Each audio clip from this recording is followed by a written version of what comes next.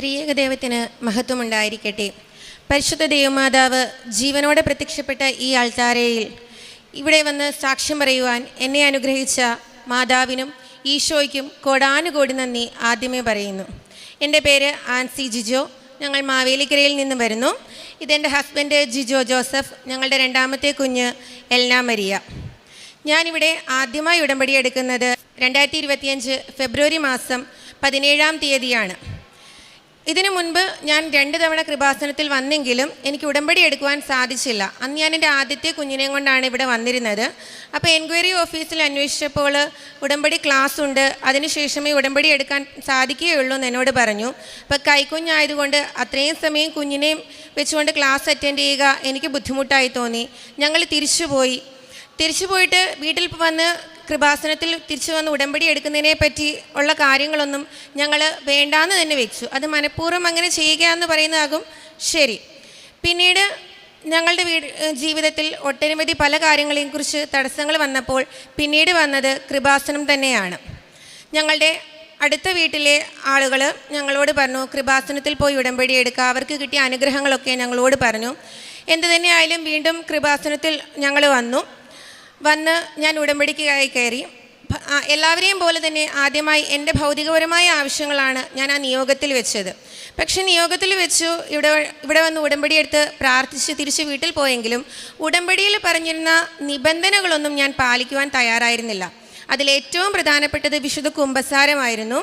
അച്ഛൻ പറഞ്ഞതുപോലെ നമ്മൾ നല്ലൊരു കുമ്പസാരമൊക്കെ നടത്തി മറ്റുള്ളവരോട് ക്ഷമിച്ചിട്ട് വേണം ഉടമ്പടി പ്രാർത്ഥനയിൽ അല്ലെങ്കിൽ ഉടമ്പടി ജീവിതം നയിക്കുവാനെന്ന് പറഞ്ഞു.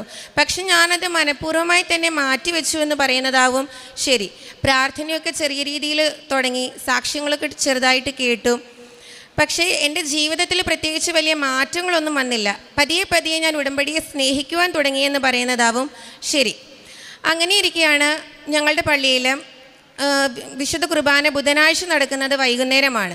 അപ്പോൾ വൈകുന്നേരം മാതാവിൻ്റെ നൊവേനയും ഉണ്ട്. എന്നാൽ കുർബാനയിൽ സംബന്ധിച്ച് നൊവേനയിലും കൂടാമെന്ന് കരുതി ഞങ്ങളുടെ മൂത്ത കുഞ്ഞിനെയും കൊണ്ട് ഞങ്ങൾ കുർബാനയ്ക്കായി പോയി. അപ്പോൾ ഇളയ കുഞ്ഞിനെ വീട്ടിൽ അമ്മയെ ഏൽപ്പിച്ചിട്ടാണ് പോയത്. അപ്പോൾ തിരിച്ചു വന്നപ്പോൾ അമ്മ പറഞ്ഞു, കുഞ്ഞ് ഭയങ്കര കരച്ചിലായിരുന്നു, കുഞ്ഞ് കളിക്കുകയായിരുന്നു, ഒരു പാട്ടയൊക്കെ എടുത്ത് വെച്ച് അതിനകത്ത് കുറച്ച് സാധനങ്ങളൊക്കെ ഉണ്ടായിരുന്നല്ലോ, എന്തോ മൂക്കിലിനുള്ളിൽ കയറ്റിയെന്ന് പറഞ്ഞു. ഞങ്ങൾ നോക്കി, ഒന്നും കണ്ടില്ല. അപ്പം അടുത്ത് വന്ന ആളുകളൊക്കെ പറഞ്ഞു, മൂക്കിലെന്തെങ്കിലും കയറിയിട്ടുണ്ടായിരുന്നെങ്കിൽ കുഞ്ഞിങ്ങനെ ആക്റ്റീവായിട്ട് ഇരിക്കത്തില്ല.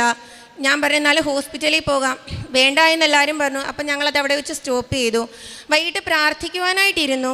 പ്രാർത്ഥിച്ചപ്പോൾ ഞാൻ ഉടമ്പടി തൈലം എടുത്ത് വിശ്വാസ പ്രമാണം ചൊല്ലി മൂക്കിൻ്റെ പാളത്തിന്മേലൊക്കെ വരച്ചിട്ട് പറഞ്ഞു, മാതാവേ എന്തെങ്കിലും ഇവളെ എടുത്ത് വെച്ചിട്ടുണ്ടെങ്കിൽ നീയായിട്ടങ്ങ് മാറ്റി തന്നേക്കണമേ എന്നും അങ്ങ് പറഞ്ഞു.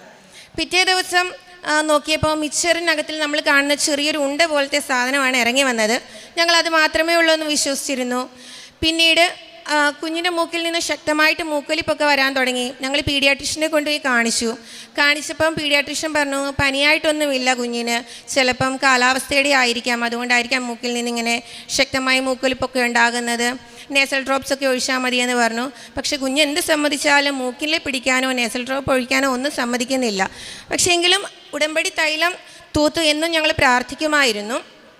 അങ്ങനെയിരിക്കെ ജൂൺ മാസം 2025 ജൂൺ മാസം 1-ാം തീയതി ഞങ്ങളുടെ വല്യപ്പച്ചൻ്റെ ഓർമ്മ ദിവസമായിരുന്നു. ഞങ്ങളന്ന് കുർബാനയിൽ സംബന്ധിച്ച് സെമിത്തേരിയിൽ ധൂപപ്രാർത്ഥനയൊക്കെ നടത്തുന്ന സമയത്ത് ഞങ്ങളുടെ വികാരി എൻ്റെ തലയിൽ ഇങ്ങനെ കൈവച്ച് ബ്ലെസ് ചെയ്യുന്ന സമയത്ത് ചോദിച്ചു, നീ കൃപാസനത്തിൽ പോയി ഉടമ്പടി എടുത്തതാണോ എന്ന് ചോദിച്ചു. ഞാൻ പറഞ്ഞു, ആണച്ചു. നീ നന്നായിട്ട് പ്രാർത്ഥിക്കുന്നില്ലേ, നിൻ്റെ പ്രാർത്ഥനയിൽ എന്തോ കുറവുള്ളതായിട്ട് എനിക്ക് തോന്നുന്നു എന്ന് പറഞ്ഞു. ഞാൻ പറഞ്ഞില്ലച്ചോ, ഞാൻ നന്നായിട്ട് പ്രാർത്ഥിക്കുന്നൊക്കെയുണ്ട്, എന്തായാലും നീ കുറച്ചും കൂടി നന്നായിട്ട് പ്രാർത്ഥിക്കുവാനും മറ്റു കാര്യങ്ങളൊക്കെ ചെയ്യുവാനൊക്കെ നോക്കുമെന്ന് പറഞ്ഞു. ഞാൻ പറഞ്ഞു ശരി. അപ്പോൾ വീട്ടിൽ വന്നു കഴിഞ്ഞപ്പോൾ എനിക്ക് വലിയ പ്രയാസമായിരുന്നു. അച്ഛൻ എന്താണ് അങ്ങനെ പറഞ്ഞത്, ഇനി എന്താണ് നമ്മൾ ചെയ്യേണ്ടത്, പ്രാർത്ഥിക്കുന്ന സമയത്ത് കുഞ്ഞുങ്ങൾ ബഹളമൊക്കെ വെക്കുന്നുണ്ടല്ലോ, നമ്മളിനി എന്ത് ചെയ്യും, കുഞ്ഞുങ്ങളെ മാറ്റി നിർത്തിയിട്ട് എങ്ങനെയാണ് പ്രാർത്ഥിക്കാനൊക്കെ പറ്റുന്നതെന്നൊക്കെ വെച്ചു. മാതാവ് എന്തുകൊണ്ടാണ് അപ്പം നമ്മുടെ പ്രാർത്ഥന അങ്ങനെയൊന്നും കേൾക്കാത്തതെന്ന് വരെ എനിക്കങ്ങ് തോന്നിപ്പോയി. ആ സമയത്ത് ഞങ്ങൾ പ്രാർത്ഥിക്കാനായിട്ടിരുന്നപ്പം ഈ കുഞ്ഞ് മാതാവിൻ്റെ നമ്മൾ നീലത്തിരി കത്തിച്ച് വെച്ചിരിക്കുന്ന മെഴുക് അവിടെ ഉണ്ടായിരുന്നു. അപ്പോൾ അത് ഉരുകി വീണത് ഇവളുടെ അടുത്ത് കളിക്കുന്നുണ്ടായിരുന്നു. അപ്പോൾ പുള്ളി അത് കണ്ടു കളിക്കുന്നത്. കുഞ്ഞ് അത് കയ്യിൽ വെച്ചിട്ട് പെട്ടെന്ന് തന്നെ ഞങ്ങളുടെ പുറകിലുള്ള സോഫയിലേക്ക് കയറിയിരുന്നു. അങ്ങനെ കയറിയിരുന്ന് കുറച്ച് കഴിഞ്ഞപ്പോഴത്തേക്ക് ഇവൾ പെട്ടെന്ന് കരയാൻ തുടങ്ങിയിട്ട് മൂക്കിൽ വിരൽ വെച്ചിട്ടാണ് കുഞ്ഞ് ശക്തമായിട്ട് കരയുന്നത്. അപ്പോൾ പെട്ടെന്ന് തന്നെ ഞങ്ങൾ ഹോസ്പിറ്റലിൽ കൊണ്ടുപോയി. നോക്കിയപ്പോൾ ഇവിടെ കയ്യിൽ മെഴുകൊന്നും കാണുന്നൊന്നുമില്ല. അപ്പോൾ ഹോസ്പിറ്റലിലേക്ക് കൊണ്ടുപോയി. അവിടെ ചെന്നപ്പോൾ അവിടെ ഡോക്ടർ ഇല്ലായിരുന്നു, ENT ഇല്ലായിരുന്നു. ഞായറാഴ്ചയാണ്, ഞങ്ങളുടെ അടുത്തങ്ങ് വേറെ ഹോസ്പിറ്റലുകളൊന്നുമില്ല. ഞങ്ങൾ മാവേലിക്കരയിൽ തന്നെയുള്ള വീട്ടിൽ നോക്കുന്ന ഒരു പീഡിയാട്രിഷ്യനെ കൊണ്ടുപോയി കാണിച്ചു. ഡോക്ടർ പറഞ്ഞു മൂക്കിനുള്ളിൽ എന്തോ ഇരിപ്പുണ്ട്, പക്ഷേ അത് ഡോക്ടർക്ക് എടുക്കാൻ സാധിക്കത്തില്ല, അതൊരു ENTക്ക് മാത്രമേ സാധിക്കത്തുള്ളൂ. മൂക്കിനുള്ളിൽ നമുക്ക് ഒത്തിരി അങ്ങ് പ്രഷർ ചെയ്യാൻ പറ്റത്തില്ല, ഇതെന്തെങ്കിലും ഉണ്ടെങ്കിൽ അകത്തേക്ക് കയറിപ്പോകും. അപ്പോഴാണ് ഡോക്ടർ ഒരു കാര്യം പറഞ്ഞത്, മൂക്കിനുള്ളിൽ എന്തെങ്കിലും കയറിപ്പോയി കഴിഞ്ഞാൽ കുഞ്ഞുങ്ങൾക്ക് ഇൻഫെക്ഷനായിട്ട് മൂക്കിൽ നിന്നും മൂക്കൊലിപ്പുണ്ടാകുകയും ബ്ലഡ് വരികയൊക്കെ ചെയ്യുമെന്ന് പറഞ്ഞു. ഈ കാര്യങ്ങളെല്ലാം തന്നെ ഇവൾക്ക് ഉണ്ടായിരുന്നു, നമ്മളത് ശ്രദ്ധിച്ചില്ല എന്ന് പറയുന്നതാവും ശരി. അപ്പോൾ ഞങ്ങൾ എന്ത് തന്നെയായാലും ഡോക്ടർ തന്നെ സജസ്റ്റ് ചെയ്തു, തട്ടാരമ്പലം ഞങ്ങളുടെ അടുത്തുള്ളൊരു സ്ഥലമാണ്, അവിടെ VSM എന്ന് പറയുന്നൊരു ഹോസ്പിറ്റലുണ്ട്, അവിടേക്ക് നിങ്ങൾ വേഗം തന്നെ കൊണ്ടുപോകാൻ പറഞ്ഞു. ഞങ്ങൾ അവിടെ തന്നെ വേഗം തന്നെ കൊണ്ടുപോയി അവിടെ കാഷ്വാലിറ്റിയിൽ കയറി കാണിച്ചു. ഡോക്ടർ നോക്കിയപ്പം സാധനം ഉള്ളിലുണ്ട്. അപ്പോൾ ഈ സമയത്തെല്ലാം തന്നെ ഞാൻ ഉടമ്പടി തൈലം എടുത്ത് അവിടെ മൂക്കിൽ തേച്ചിട്ട് ഞാൻ വിശ്വാസ പ്രമാണം ചൊല്ലി പ്രാർത്ഥിച്ചു. ഞാൻ എന്നിട്ട് പറഞ്ഞു, മാതാവേ, ഞാൻ ചോദിക്കാതെ നീ എനിക്ക് ദാനമായി തന്ന കുഞ്ഞാണ്. ഇതിനു മുൻപ് എനിക്ക് ലഭിച്ച കുഞ്ഞിനെ ഞാൻ ജപമാല ചൊല്ലി നിയോഗം വെച്ച് പ്രാർത്ഥിച്ച് കിട്ടിയതാണ്. ഈ കുഞ്ഞിനെ ഞാൻ ചോദിക്കാതെ തന്നതാണ്. ഇതിനൊരാപത്തും വരാതെ നീ കാത്തുകൊള്ളണേ എന്ന് പറഞ്ഞുകൊണ്ടാണ് ഞാൻ പോയത്. ഉടമ്പടി കാശുരൂപം കയ്യിൽ മുറുകി പിടിച്ച് മനസ്സിൽ വിശ്വാസ പ്രമാണം ചൊല്ലി കുഞ്ഞിനെ ഞാൻ മടിയിലിരുത്തി. ഡോക്ടർ നോക്കി എന്തോ ഒരു നീളത്തിലുള്ളൊരു സാധനം കുഞ്ഞിൻ്റെ മൂക്കിനുള്ളിലേക്ക് ഇട്ടു. കുഞ്ഞിൻ്റെ മൂക്കിൽ നിന്ന് ഇറങ്ങി വന്നത് വട്ടത്തിലുള്ളൊരു വലിയ ഞട്ടാണ്. ആ ഞട്ട് എത്രയും ദിവസം കുഞ്ഞിൻ്റെ മൂക്കിലിരുന്നെന്ന് ഞങ്ങൾക്ക് തന്നെ വിശ്വസിക്കാൻ കഴിഞ്ഞില്ല. ഡോക്ടർ അവിടെ വെച്ച് തന്നെ മരുന്നുകളൊക്കെ ഒഴിച്ചു. ഞങ്ങൾ തിരിച്ച് വീട്ടിൽ വന്നു. വീട്ടിൽ വന്നപ്പം തിരിച്ച് ഈ കുഞ്ഞവിടെ കിടന്നുറങ്ങി. എഴുന്നേറ്റിട്ട് കഴിഞ്ഞിട്ട് കുഞ്ഞ് മൂക്കിലൊന്ന് പിടിച്ചു. അപ്പോഴാണ് മാതാവിൻ്റെ തിരി മൂക്കിനുള്ളിൽ നിന്നും തനിയെ ഇറങ്ങി വന്നത്. അപ്പോൾ ഞങ്ങൾക്ക് മനസ്സിലായി മാതാവിൻ്റെ വലിയൊരു സംരക്ഷണം ഞങ്ങളുടെ കുടുംബത്തിനുണ്ടെന്ന്. കാരണം ഞങ്ങൾ അശ്രദ്ധമായി വിട്ടൊരു കാര്യം മാതാവ് ഞങ്ങൾക്ക് കാണിച്ചു തരികയായിരുന്നു. നിങ്ങളുടെ കുഞ്ഞിന് അത്യാഹിതം സംഭവിക്കാമായിരുന്നു, അതിൽ നിന്നും മാതാവ് ഞങ്ങളുടെ കുഞ്ഞിനെ എടുത്തുയർത്തിയെന്ന് തന്നെ പറയാം. അതിന് മാതാവിനോട് 1000 നന്ദി ഞാൻ പറയുന്നു. രണ്ടാമതായിട്ട് എനിക്ക് കിട്ടിയ അനുഗ്രഹം എന്ന് പറയുന്നത് ഞാൻ കേട്ടിട്ട് പാസ്സാകുക എന്നതായിരുന്നു. ഞാൻ 3-4 തവണ കേട്ടിട്ട് എഴുതിയ ഒരു വ്യക്തിയാണ്. എനിക്ക് 2-3 മാർക്കിനൊക്കെയാണ് കേട്ടിട്ട് ഫെയിൽഡായി പോകുന്നത്. അപ്പോൾ ഇത്തവണ ഞാൻ ഉടമ്പടി എടുത്തപ്പം അതിൽ നിയോഗമായിട്ട് സമർപ്പിച്ചു, മാതാവേ, എനിക്ക് കേട്ടിട്ട് പാസ്സാക്കി തരണേ. എൻ്റെ മെറിറ്റിനാൽ ഇത് എനിക്ക് ജയിക്കുവാൻ സാധിക്കില്ലെന്ന് എനിക്ക് നന്നായിട്ടറിയാം. നിൻ്റെ ഇഷ്ടമാണെങ്കിൽ നിനക്ക് എപ്പോഴാണോ എനിക്കിത് തരാൻ ആഗ്രഹം, നീ എനിക്ക് തന്നാൽ മതി എന്ന് പറഞ്ഞ് ഞാൻ നിയോഗത്തിൽ വെച്ചു. ഞാൻ അത് വന്ന് പ്രാർത്ഥിച്ചു. അപ്പോഴൊക്കെ ഡെയിലി ബ്രെഡിൽ അച്ഛൻ പറയുമായിരുന്നു, നിങ്ങൾ ദൈവത്തിന് സമർപ്പിച്ച കാര്യങ്ങൾ എപ്പോഴും ഇങ്ങനെ എടുത്തെടുത്ത് പറയേണ്ട കാര്യമില്ലെന്ന്. അതുകൊണ്ട് തന്നെ അതിൽ പിന്നെ ഞാൻ എൻ്റെ നിയോഗങ്ങൾ ഇന്നതൊക്കെയാണെന്ന് വെച്ച് ഞാൻ പ്രാർത്ഥിക്കാറില്ല. ഞാൻ ആകെ പറയുന്നത്, മാതാവേ, നിൻ്റെ പ്രത്യക്ഷീകരണത്തിന് സാക്ഷിയാക്കി എന്നെയും എൻ്റെ കുടുംബത്തെയും മാറ്റണമേ എന്ന് പറഞ്ഞാണ് ഞാൻ പ്രാർത്ഥിക്കാറ്. അങ്ങനെ പരീക്ഷയുടെ ദിവസമെത്തി. അതിനു മുമ്പ് സെപ്റ്റംബർ 15-ാം തീയതി ഞാനിവിടെ വന്ന് ജോസഫ് അച്ഛനെ കണ്ട് അച്ഛൻ്റെ കൈവെപ്പ് ശുശ്രൂഷയൊക്കെ ലഭിച്ചു. തിരിച്ച് വീട്ടിൽ ചെന്ന് 19-ാം തീയതി എക്സാമാണ്. അപ്പോൾ 18-ാം തീയതി കിടന്നുറങ്ങുമ്പോൾ ഞാനൊരു സ്വപ്നം കാണുകയാണ്. ഞാൻ പരീക്ഷയൊക്കെ എഴുതി വീട്ടിൽ വന്ന് ആൻസറൊക്കെ നോക്കുന്ന സമയത്ത് ഞാൻ ഫെയിലാണ്. അപ്പോൾ ഞാൻ അന്നേരം ചോദിക്കുന്നുണ്ട്, മാതാവേ, ഞാൻ ഉടമ്പടി എടുത്തിട്ടുണ്ടല്ലോ, പിന്നെ നീ എന്തിനാ എന്നെ ഫെയിലാക്കിയത് എന്ന് ചോദിച്ചു. പക്ഷെ റിസൾട്ട് വന്നപ്പം ഞാൻ പാസ്സാകുന്നതായും എനിക്ക് കണ്ടു. അപ്പം ഞാനത് രാവിലെ എഴുന്നേറ്റിട്ട് കുർബാനയ്ക്ക് പോയപ്പോഴും ഇത് തന്നെ അവിടെയുള്ള മാതാവിനോട് ചോദിച്ചു, മാതാവേ, എന്തുകൊണ്ടാണ് ഞാൻ അങ്ങനെ കണ്ടത്? ചിലപ്പോൾ നീ എനിക്ക് വേണ്ടി വലിയൊരു സാക്ഷ്യം എനിക്ക് വേണ്ടി കരുതി വയ്ക്കുകയാണോ? എങ്കിൽ എന്തു തന്നെയാണേലും ഞാനത് ഇരുകരങ്ങളിൽ നീട്ടി സ്വീകരിച്ചു കൊള്ളാമെന്ന് പറഞ്ഞു. ഞാൻ പരീക്ഷയൊക്കെ എഴുതി. പതിവ് പോലെ തന്നെ പരീക്ഷ എഴുതി കഴിഞ്ഞ് വന്നു കഴിയുമ്പം ഈ യൂട്യൂബിൽ ഈ പഠിപ്പിക്കുന്ന ആൾക്കാരെ നമുക്ക് ഇതിൻ്റെ ആൻസേഴ്സൊക്കെ ഇടും. ആ സമയത്ത് ഞാൻ വാല്യുവേഷൻ ചെയ്ത് നോക്കിയപ്പോൾ എനിക്ക് പാസിംഗ് മാർക്ക് പോലും ഇല്ല. അപ്പോൾ എനിക്ക് വളരെയധികം സങ്കടമായി. ഞാനെങ്കിലും മാതാവിനോട് പറഞ്ഞു, മാതാവി, ഇതിപ്പോൾ ഞാൻ സ്വപ്നത്തിൽ കണ്ടതുപോലെ തന്നെയാണല്ലോ, നിൻ്റെ ഇഷ്ടം എന്താണോ അത് എന്നിൽ നിറവേറട്ടെ. ഇതും പറഞ്ഞ് എനിക്ക് കിട്ടിയില്ലെന്നും പറഞ്ഞ് ഞാൻ ഇനി നിന്നെ വിളിക്കാതിരിക്കാനൊന്നും പോകത്തില്ല. ഞാൻ നിന്നോട് ഇപ്പോഴേ ഉറപ്പ് തരികയാണ്, ഞാൻ പ്രാർത്ഥിക്കും, അതുപോലെ തന്നെ പള്ളിയിൽ പോവുകയും മറ്റെല്ലാ കാര്യങ്ങളും ചെയ്യും. കാരണം എനിക്കിനി ഈ വിശ്വാസത്തിൽ നിന്നും പുറമോട്ട് പോകാൻ സാധിക്കുകയില്ല. ഇത് എനിക്ക് നീ നെഗറ്റീവായിട്ടാണ് വരുന്നതെങ്കിൽ നീ എനിക്കത് സ്വീകരിക്കാനുള്ളൊരു കൃപ തന്നാൽ മതി, അതിനുള്ള ആത്മബലം നീ എനിക്ക് തന്നാൽ മതി എന്ന് പറഞ്ഞ് ഞാൻ പ്രാർത്ഥിച്ചു. ഇനിയും ഞാൻ റിസൾട്ട് വരുമ്പോൾ മാത്രമേ ഞാൻ നോക്കത്തുള്ളൂ എന്ന് പറഞ്ഞു. അത് പറഞ്ഞ് ഞാൻ ഇരുന്നു. അങ്ങനെ ഇരിക്കെ നവംബർ മാസത്തിൽ റെക്ടിഫിക്കേഷൻ വന്നു. ഞാൻ നോക്കിയില്ല. അന്ന് ഞാൻ സാക്ഷ്യം കേട്ടപ്പം ഒരു ചേച്ചി ഇവിടെ നിന്ന് സാക്ഷ്യം പറയുന്നത് ഞാൻ കേട്ടു. മാതാവിൻ്റെ ബർത്ത്ഡേയുടെ ഗിഫ്റ്റായിട്ട് അവർക്ക് ഇന്ന കാര്യം വേണമെന്ന് പറഞ്ഞായിരുന്നു. അപ്പം ഞാനും അതുപോലെ പ്രാർത്ഥിച്ചു, മാതാവേ, ഡിസംബർ മാസം അമ്മയുടെ പ്രത്യക്ഷീകരണ മാസമല്ലേ, ആ മാസത്തിൽ അമ്മ എനിക്ക് തരാൻ ഇഷ്ടമാണെങ്കിൽ എന്നെ അതൊന്ന് പാസ്സാക്കി തരുമോ എന്ന് ചോദിച്ചു. അഥവാ അമ്മയ്ക്ക് താല്പര്യമില്ലെങ്കിൽ വേണ്ട എന്ന് ഞാൻ പറഞ്ഞു. പറഞ്ഞതുപോലെ തന്നെ ഡിസംബർ മാസം 3-ാം തീയതി ബുധനാഴ്ചയാണ് എൻ്റെ റിസൾട്ട് വന്നത്. റിസൾട്ട് വന്നപ്പോൾ എനിക്ക് ആകെപ്പാടെ പേടിയായിരുന്നു നോക്കാൻ പോലും. ഞാൻ ഓടിച്ചെന്ന് 2 തിരികളും എടുത്തു വെച്ച് കത്തിച്ച് പ്രത്യക്ഷീകരണ പ്രാർത്ഥനയൊക്കെ ചൊല്ലിയിട്ട് റിസൾട്ട് ഞാൻ നോക്കി, ക്വാളിഫൈഡ് എന്ന് എഴുതി വെച്ചിരിക്കുന്നു. അതെനിക്കറിയാം എൻ്റെ മെറിറ്റിനാൽ കിട്ടിയ കാര്യമേ അല്ലെന്ന്. ഞാൻ പരീക്ഷയ്ക്ക് പോയ സമയത്ത് ഉടമ്പടി ഉപ്പ് ഞാൻ എൻ്റെ ഡെസ്കിലും ഞാൻ എൻ്റെ സീറ്റിന് താഴെയും ഇട്ട് വിതറി. ഡെസ്കിൽ വെച്ചിരുന്ന കുറച്ച് ഉപ്പ് തരികൾ OMR ഷീറ്റ് കിട്ടിയപ്പോൾ ആ ഷീറ്റിൻ്റെ പുറത്തിട്ട് ഞാൻ വിശ്വാസ പ്രമാണം ചൊല്ലി പ്രാർത്ഥിച്ചു. എല്ലായ്പ്പോഴും ഞാൻ പരീക്ഷ എഴുതുമ്പോൾ എന്തെങ്കിലുമൊക്കെ മിസ്സിങ്ങുകളൊക്കെ എനിക്ക് സംഭവിക്കും.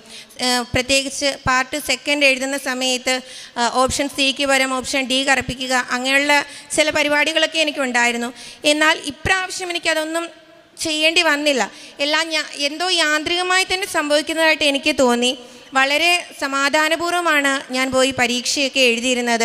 അതിനാൽ തന്നെ ഞാൻ ഓടി വന്ന് അന്നേരം തന്നെ മാതാവിനോട് നന്ദി പറഞ്ഞു. പെട്ടെന്ന് തന്നെ മാതാവിൻ്റെ ഒരു ഫോട്ടോ ഒക്കെ എടുത്ത് ഞാൻ സ്റ്റാറ്റസ് ഇട്ടിട്ട് പറഞ്ഞു, ഞാൻ കേട്ടിട്ട് പാസ്സായി, ഇതെൻ്റെ അമ്മ എനിക്ക് നേടിത്തന്നാന്ന് പറഞ്ഞ് അന്നേരം തന്നെ ഞാൻ അമ്മയുടെ നാമത്തെ മഹത്വപ്പെടുത്തി. പിന്നെ മറ്റൊരു സാക്ഷ്യമെന്ന് പറയുന്നത്, ഞങ്ങൾ 2023 ഞങ്ങൾ കുറച്ച് സ്ഥലം വാങ്ങിച്ചായിരുന്നു വീട് പണിയാനായിട്ട്. അപ്പോൾ ആ സ്ഥലം വാങ്ങിച്ച് 2023 തന്നെ ഞങ്ങൾ കല്ലിട്ട് അങ്ങനെ തന്നെ കിടന്നതല്ലാതെ വേറെ പ്രയോജനമൊന്നും ഉണ്ടായില്ല. 2024 ജനുവരി മാസത്തിൽ ഞങ്ങൾ അതിൻ്റെ ഫൗണ്ടേഷൻ കെട്ടി. 2024 ഡിസംബറിലാണ് ഞങ്ങൾ എന്നെ കട്ടള വെച്ചത്. കട്ടള വെച്ച് കഴിഞ്ഞിട്ട് മുന്നോട്ട് പണിയൊന്നും പോകുന്നൊന്നുമില്ലായിരുന്നു. ഇവിടെ വന്ന് ഞാൻ ഉടമ്പടി പുതുക്കി നിയോഗം വെച്ചത്, മാതാവേ, തടസ്സം കൂടാതെ പണികളൊക്കെ നന്നായിട്ട് പോകണേ എന്നായിരുന്നു. അതുപോലെ തന്നെ ഞങ്ങളുടെ ഭാഗത്തു നിന്നും ഒരു വീഴ്ചയും വരാതെ ആ സമയത്ത് കോൺട്രാക്ടർ കൊടുക്കാനുള്ള പൈസയൊക്കെ എവിടെ നിന്നാണെന്നറിയില്ല, എങ്കിലും കറങ്ങി തിരിഞ്ഞ് നമ്മുടെ കയ്യിൽ മാതാവ് കൊണ്ടുവന്ന് നമ്മൾക്ക് ഏൽപ്പിച്ചു തരുന്നത് പോലെ തോന്നി. അത് ഇപ്പോൾ വീടിൻ്റെ ഫുൾ തേപ്പൊക്കെ കഴിഞ്ഞ് നിൽക്കുകയാണ്. ഇനി ബാക്കി കുറച്ച് വർക്കുകൾ മാത്രമേ ബാക്കിയുള്ളൂ. പിന്നീട് മാതാവിൻ്റെ അടയാളങ്ങൾ ഞാൻ ചോദിച്ചിട്ടുണ്ടായിരുന്നു. അച്ഛൻ്റെ ഡെയിലി ബ്രെഡൊക്കെ ഈ കൂടുന്ന സമയത്ത് ഞാൻ പ്രാർത്ഥിക്കുമായിരുന്നു, മാതാവേ, എന്തെങ്കിലും നിൻ്റെ ഒരു അടയാളം എനിക്ക് നീ തന്നിരുന്നെങ്കിൽ എന്ന് ഞാൻ ഇങ്ങനെ പറഞ്ഞ് പ്രാർത്ഥിച്ചിട്ടുണ്ട്. ആ സമയത്ത് ഞങ്ങൾ കുഞ്ഞുങ്ങളെയും കൊണ്ട് ഒരു ഷോപ്പിൽ പോയപ്പം അവിടെ ഒരു ഗ്രേ കളർ ചുരിദാറിട്ട് ഒരു ചേച്ചി വന്നായിരുന്നു. ആ ചേച്ചി എൻ്റെ അടുത്ത് വന്നിട്ട് ചോദിച്ചു, മോളെ, കൃപാസനം പത്രം കയ്യിലുണ്ടോ എന്ന് ചോദിച്ചു. ഞാൻ പറഞ്ഞു, ഇല്ല ചേച്ചി, വീട്ടിൽ ഇരിക്കുന്നതെന്ന് പറഞ്ഞു. അല്ല മോളെ, ഞാനിത് തരാനായിട്ട് വന്നതാ എന്ന് പറഞ്ഞു. ബാഗ് തുറന്നു, പക്ഷേ ബാഗിനകത്തിൽ പത്രമൊന്നും കണ്ടില്ല. ആ ചേച്ചി എൻ്റെ തോളത്ത് തട്ടിയിട്ട് ചോദിച്ചു, മോളെ, നീ സാക്ഷ്യം പറഞ്ഞിട്ടുണ്ടോ? ഞാൻ പറഞ്ഞു, ഇല്ലമ്മേ, സാക്ഷ്യം പറയാറൊന്നും ആയില്ല. അന്നേരം എൻ്റെ തോളത്ത് തട്ടിയിട്ട് പറഞ്ഞു, നിനക്ക് ഉടനെ തന്നെ സാക്ഷ്യം പറയാനുള്ള അവസരം ഉണ്ടാകുമെന്ന് പറഞ്ഞു. ഞാൻ ചോദിച്ചു, അമ്മ എങ്ങനെയാണ് വന്നത്? അതെൻ്റെ മകനാണ് എന്നെ ഇവിടെ കൊണ്ടുവന്നേക്കുന്നത്, അവൻ താഴെ നിൽക്കുകയാണ്, ഞാൻ പോട്ടെ എന്ന് പറഞ്ഞു. പിന്നീട് അവിടെ ആ ഫ്ലോറിലും താഴെയൊക്കെ ഞങ്ങൾ പോയി ആ ചേച്ചിയെ നോക്കിയെങ്കിലും കണ്ടില്ല. അത് മാതാവ് എനിക്ക് തന്ന ഒരു അടയാളമാണെന്ന് ശക്തമായി തന്നെ ഞാൻ വിശ്വസിക്കുന്നു.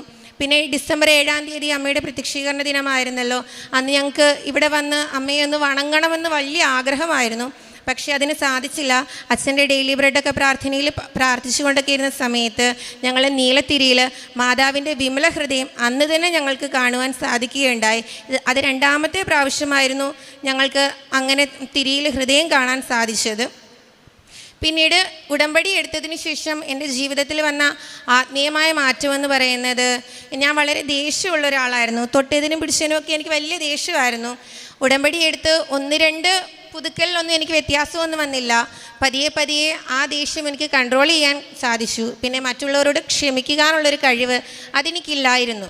ഞാൻ ഉടമ്പടി എടുത്തു കഴിഞ്ഞിട്ട് ഞാൻ പറഞ്ഞിട്ടുണ്ട്, എന്നോട് അവരിങ്ങനെയൊക്കെ ചെയ്തിട്ടില്ലേ, പിന്നെ ഞാനെന്തിനാണ് അവരോട് ക്ഷമിക്കുന്നതെന്ന്.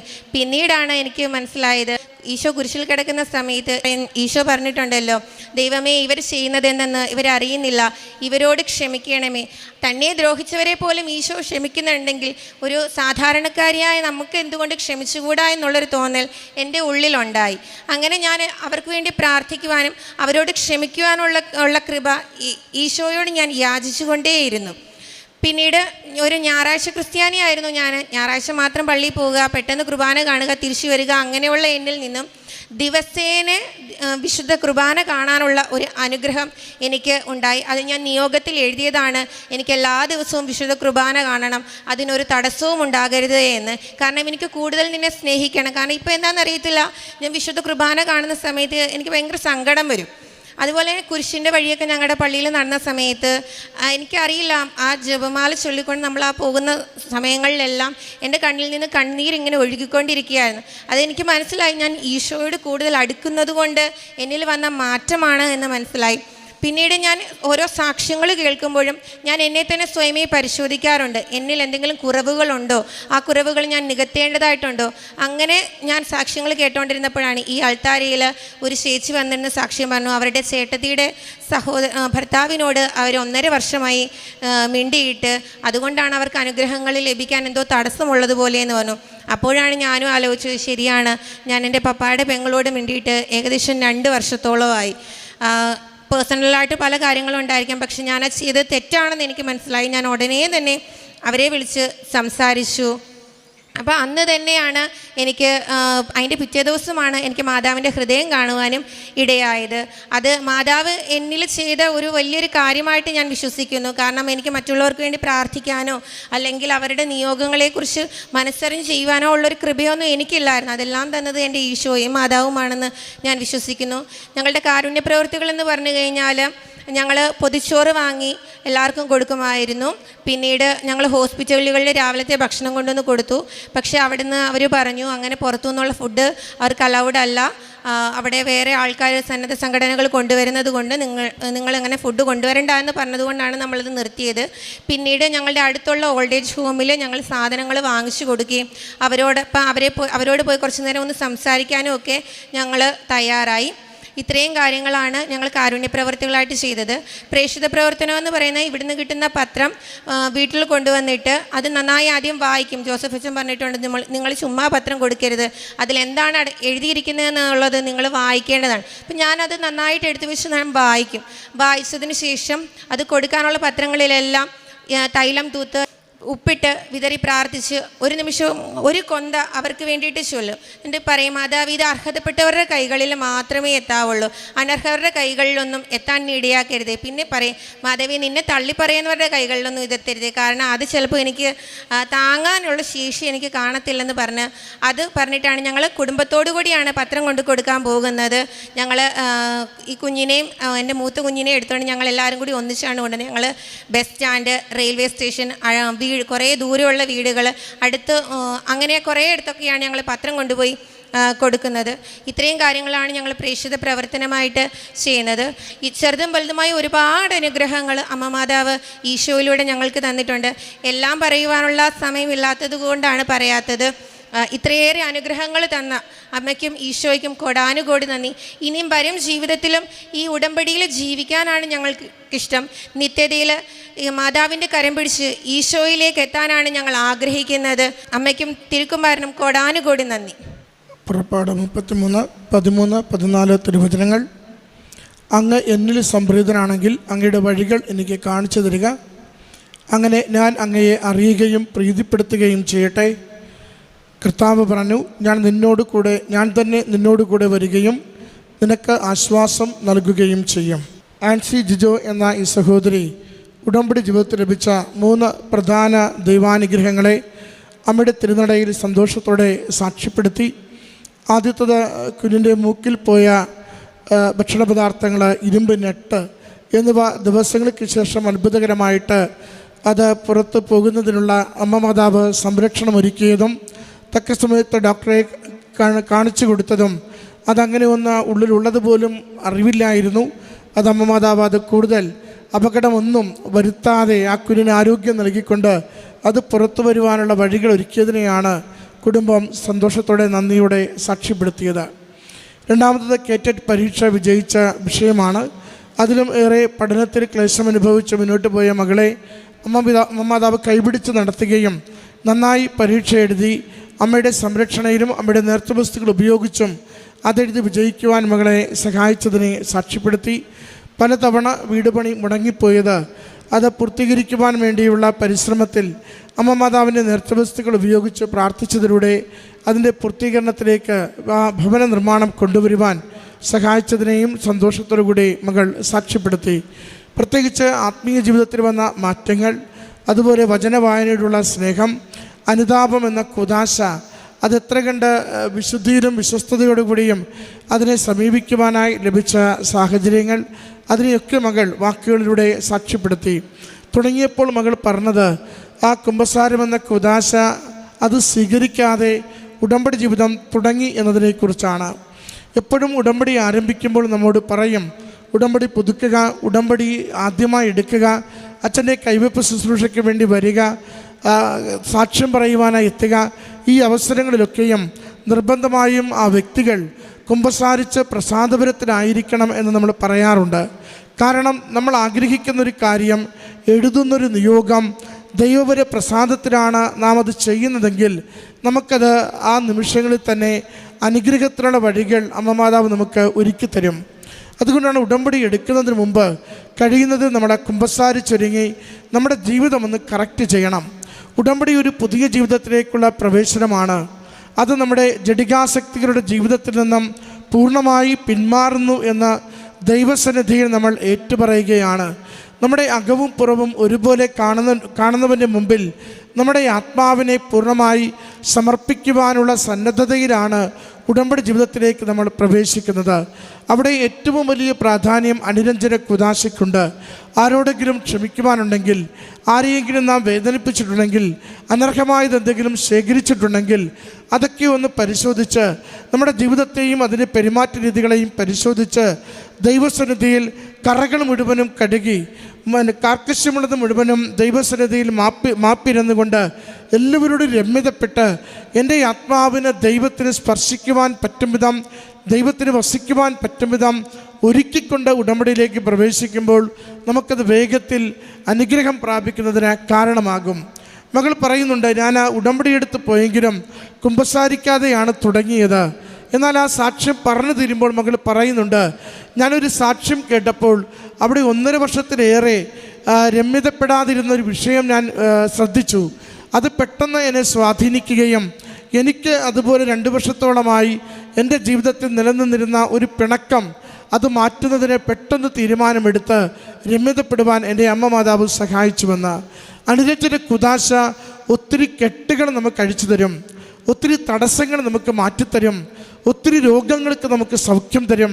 കാരണം ദൈവസന്നിധിയിൽ മാപ്പ് പറയുകയും നമ്മുടെ ഈശോയുടെ തിരുരക്തത്താൽ കഴുകപ്പെടുവാൻ വേണ്ടി നമ്മളെ തന്നെ അവിടുത്തെ സന്നിധിയിലേക്ക് എളിമയോടുകൂടി ധൈര്യത്തോടുകൂടി എൻ്റെ കർത്താവ് എത്ര കടും ചുമപ്പാണ് എൻ്റെ പാപമെങ്കിലും തൂമഞ്ഞ് പോലെ അത് വെണ്മയുള്ളതാക്കി മാറ്റും, നൈർമല്യം നൽകുമെന്ന പ്രത്യാശയോടെ നാം പ്രാർത്ഥിക്കുമ്പോൾ നമുക്കത് അനുഗ്രഹത്തിനുള്ള പുതിയ കാര്യം തുറന്നു തരും. മകൾ പറയുന്നുണ്ട്, ഒരു ഞായറാഴ്ച ക്രിസ്ത്യാനിയായിരുന്നു എന്നെ ഇന്ന് അനുദിന ദിവ്യബലിയിലേക്ക് അമ്മ ചേർത്ത് നിർത്തുകയും ആ ഓരോ ദിവ്യബലിയിലും ഈശോയുടെ പീഡാനുഭവത്തെയും മരണത്തെയും ഉള്ളിലെനിക്ക് അനുഭവിക്കുവാൻ, വൈകാരികമായി അനുഭവിക്കുവാൻ പറ്റുന്ന ആത്മഭാരം നൽകിക്കൊണ്ട് കണ്ണു നിറഞ്ഞ് ആ ഈശോയുടെ സകല നിമിഷങ്ങളിൽ എനിക്ക് പങ്കുചേരുവാൻ പറ്റുന്നുവെന്ന്. എല്ലാവർക്കും ദിവ്യബലിയിൽ കണ്ണുകളോടുകൂടി പങ്കുചേരുവാൻ പറ്റില്ല. കുറേയേറെ പേർക്കതൊരു കാഴ്ച മാത്രമാണ്, പറയുന്ന ചൊല്ലുന്ന പ്രാർത്ഥനകൾ മാത്രമാണ്. പക്ഷേ ആ ആത്മാവും ശരീരവും യേശുവിൻ്റെ സഹനത്തോട് ചേർത്ത് വയ്ക്കുന്നവരാണ്. ഓരോ വാക്കും ഓരോ നിമിഷവും ആ സഹനം മുഴുവനും ജീവിതത്തിലേക്ക് സ്വീകരിച്ചുകൊണ്ട് അതിൽ പങ്കുചേരുവാൻ പറ്റുക. ഇത് ആത്മീയമായ മാറ്റത്തിൻ്റെ, ദൈവപര പ്രസാദത്തിൻ്റെ നിലനിൽപ്പിൻ്റെ അടയാളങ്ങളാണ് പറയുക. ഞാൻ ഓരോ കുർബാന പങ്കെടുക്കുമ്പോഴും എൻ്റെ കണ്ണ് നിറയുന്നുണ്ട്. ഞാൻ ഓരോ നിമിഷവും ജപമാല ചൊല്ലുവാൻ എൻ്റെ ഹൃദയം തുടിക്കുന്നുണ്ട്. കാരുണ്യപ്രവൃത്തി സന്തോഷത്തോടെ ചെയ്യുവാൻ നിരന്തരം എനിക്ക് ശ്രദ്ധ വരുന്നുണ്ട്. കാരണം ഞാൻ ഉടമ്പടിയിലാണ്. ഉടമ്പടിയിൽ നാം ജീവിക്കുന്നുവെങ്കിൽ ഉടമ്പടിയുടെ ഓരോരോ കാര്യങ്ങൾ നിരന്തരം നമ്മുടെ ജീവിതത്തിലൂടെ മറ്റുള്ളവർക്കും നമുക്കും അനുഭവമാകും വിധം കൈമാറിക്കൊണ്ടിരിക്കും. അതിൻ്റെ സാക്ഷ്യങ്ങളാണ് ഈ സഹോദരി ഈ അൾത്താരയിൽ പറഞ്ഞത്. സഹോദരിക്ക് ലഭിച്ച ആത്മീയ ബോധ്യങ്ങൾക്ക്, ജീവിതത്തിൽ ലഭിച്ച ദൈവാനുഗ്രഹങ്ങൾക്ക് അമ്മ മാതാവിനും തിരുക്കുമാരനും നന്ദി പറഞ്ഞുകൊണ്ട് കരങ്ങളടിച്ച് ഈ സാക്ഷ്യം നമുക്ക് സമർപ്പിക്കാം.